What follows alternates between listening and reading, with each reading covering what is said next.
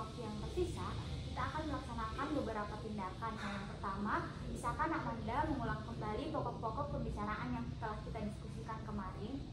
Baik Bu, langkah awalnya saya akan membantu Ibu dalam usaha jualan tanpa harus menghabiskan waktu terlalu lama, yaitu dengan membuat daftar tugas yang harus dilakukan dan membagi tugas dengan Ibu. Dan saya akan mengerjakan tugas tersebut setiap malam setelah pulang sekolah minimal 3 kali dalam seminggu. Rencananya langkah ini saya akan lakukan dalam minggu ini. Sangat bagus. Nak Amanda telah mengerti rencana untuk menghadapi situasi yang sulit yang Nak Amanda alami.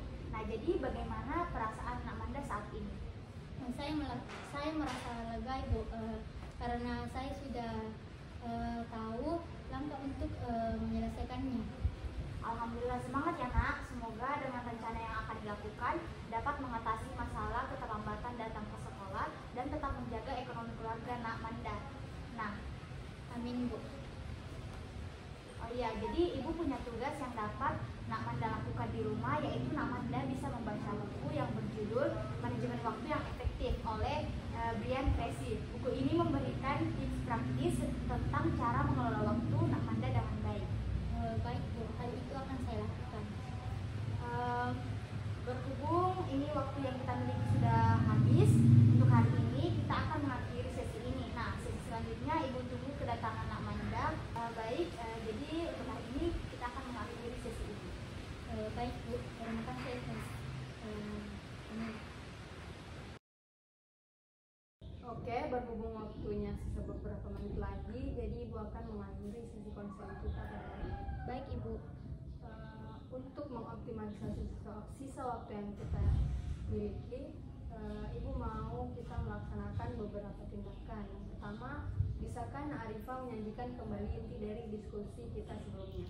Baik Ibu, jadi langkah-langkah yang harus saya lakukan untuk bisa bersosialisasi dengan nyaman, yaitu dengan mencoba memberanikan diri untuk mulai percakapan dengan orang lain dan juga mencoba menghilangkan rasa takut dan cemas saya akan takut gagal dalam berinteraksi dengan orang lain Bu. Nah, saya akan mengupayakan lebih percaya sama diri saya Bu. Bagus sekali ya Arifah, kamu telah mengerti rencana untuk menghadapi situasi sulit yang sedang kamu alami. Bagaimana perasaan Arifah saat ini? Alhamdulillah Bu, saya sangat merasa senang Bu, tanda-tanda penyelesaian masalah sudah terlihat. Baik, semoga sesuai dengan rencana Arifah berjalan lancar ya. Ingatlah bahwa setiap orang memiliki tantangan dalam bersosialisasi, dan maksud saya Arifah sedang aktif dan berusaha untuk mengatasi hal ini. Itu adalah tanda kekuatan dan tekad Arifah untuk berkembang. Ya Bu, terima kasih. Oke, nanti Ibu akan memberikan beberapa latihan dan juga peranan dalam sesi-sesi mendatang yang dimana akan membantu Arifah lebih merasa percaya diri dalam situasi sosial. Ya Bu, terima kasih. Baik, berhubung waktu kita kurang sedikit, jadi Ibu ingin mengakhiri sesi konseling ini. Baik Bu, Ibu mau untuk mengoptimalisasikan sisa waktu kita akan melaksanakan beberapa tindakan. Yang pertama itu, bisakah Nak Caca menjanjikan kembali inti dari diskusi sebelumnya? Bisa Bu, jadi langkah pertama yang perlu saya lakukan itu menghilangkan rasa takut pada diri saya sendiri. Kemudian saya akan mencoba membicarakan hal ini kepada orang terdekat saya, dan kalau bisa saya melaporkan permasalahan ini kepada pihak sekolah agar sekiranya pihak sekolah dapat mengambil tindakan yang sesuai dan untuk mengatasi masalah saya ini Bu. Bagus sekali ya Nak Caca. Nak Caca telah mengerti rencana untuk menghadapi situasi sulit yang kamu alami. Bagaimana perasaan Nak Caca saat ini? Saya merasa lebih baik sekarang Bu. Saya merasa lebih percaya diri dan lebih bisa menghadapi situasi di sekolah. Baguslah, kalau begitu Ibu akan terus melanjutkan dan mendukung Nak Caca.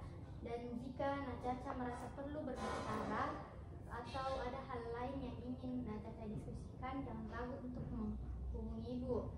Ingatlah bahwa Terima kasih Bu, saya benar-benar menghargai semua bantuan dan dukungannya Ibu. Sama-sama Nacica. Jika Nacica sudah melaporkan permasalahan ini kepada pihak sekolah, kita bisa bertemu lagi di minggu depan. Baik Bu. Berdasarkan pengamatan saya sebagai observer pada sesi konseling ini, saya mengamati bahwa konselor dalam praktik ini telah berhasil menerapkan terminasi konseling dengan baik atau mengakhiri konseling. Nah, mereka secara jelas mengomunikasikan bahwa waktu konseling telah berakhir dan meminta konfirmasi dari konseli untuk melanjutkan kegiatan konseling selanjutnya, menciptakan transisi yang halus. Selanjutnya, mereka membantu konseli merumuskan simpulan dari hasil wawancara konseling, membuka ruang bagi konseli untuk menyampaikan perasaan mereka terhadap proses dan hasil konseling dan memberikan penguatan positif dan motivasi yang mendorong konseli untuk menjalankan rencana tindak lanjut. Nah, poin penting lainnya adalah diskusi rencana tindak lanjut yang memastikan bahwa konseli memiliki langkah yang konkret untuk melanjutkan perubahan yang telah dibahas dalam sesi konseling. Nah, keseluruhannya konselor telah mengakhiri sesi dengan pemahaman yang kuat tentang apa yang telah dicapai dan memberikan dukungan yang penting bagi konseli selama perjalanan konseling mereka. Berdasarkan hasil pengamatan saya sebagai observer, saya telah menilai konselor sudah sangat bagus dalam keterampilan mengakhiri konseling. Misalkan konselor sudah mampu menyampaikan bahwa waktu konseling telah habis dan meminta konfirmasi konseli untuk melaksanakan kegiatan konseling selanjutnya. Kemudian konselor sudah mampu membantu konseli membuat simpulan atas pokok-pokok hasil wawancara konseling. Kemudian yang ketiga, konselor di sini sudah mampu menanyakan perasaan konseli atas proses dan hasil-hasil wawancara konseling.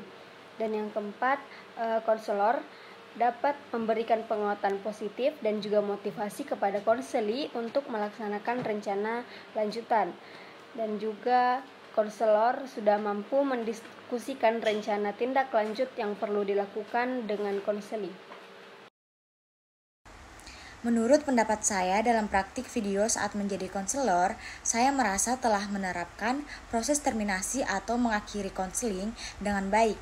Nah, saya dengan jelas menyampaikan kepada konseli bahwa waktu konseling telah berakhir dan meminta konfirmasi mereka untuk melanjutkan kegiatan konseling lanjutan jika perlu.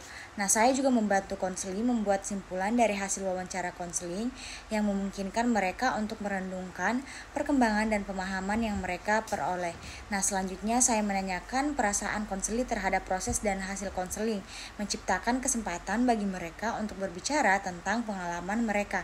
Nah, selain itu memberikan penguatan positif dan motivasi kepada konseli untuk melaksanakan rencana yang telah dibahas. Yang terakhir, saya mendiskusikan rencana tindak lanjut yang diperlukan untuk memberikan konseli arah yang jelas setelah sesi berakhir.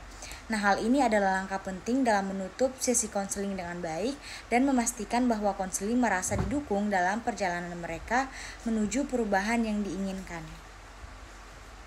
Sekian dan terima kasih. Wassalamualaikum warahmatullahi wabarakatuh.